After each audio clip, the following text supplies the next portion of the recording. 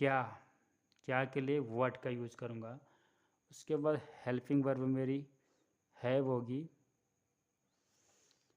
उसके बाद सब्जेक्ट मेरा दे, प्लूरल सब्जेक्ट है, थर्ड पर्सन दे। उसके बाद बीन। उसके बाद करना को बोलते हैं डू, और डू की फोर्थ फॉर्म हो गई डूइंग। डूइंग सिंस, क्योंकि एक time of point of time दिया गया है तो सिंस का यूज़ करूँगा। सिंस, और 8 बजे से, 8 o'clock। That's it.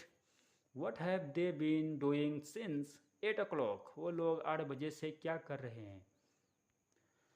तुम इस स्कूल में कब से पढ़ रहे हो। कब से के लिए सिंस व्हेन का यूज होता है। कब से के लिए बोलते हैं हम since when. Double H family member है, सिंस व्हेन, कब से के लिए सिंस व्हेन। उसके बाद हैव,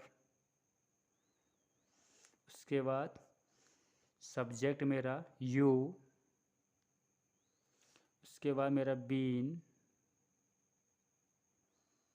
उसके बाद मेरा रीडिंग पढ़ना, रीड की fourth form reading, reading.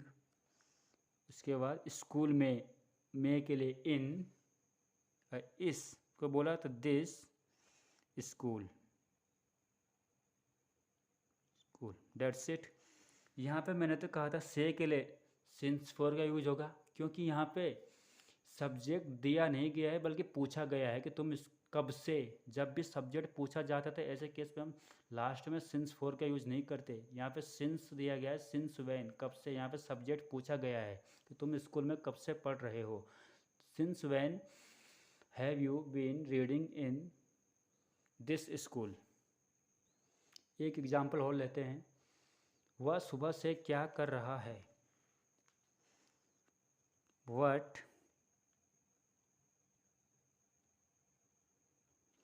What has,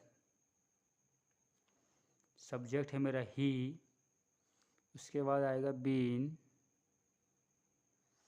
करने को क्या बोलते हैं डू, डू की फोर्थ फॉर्म होती है डूइंग।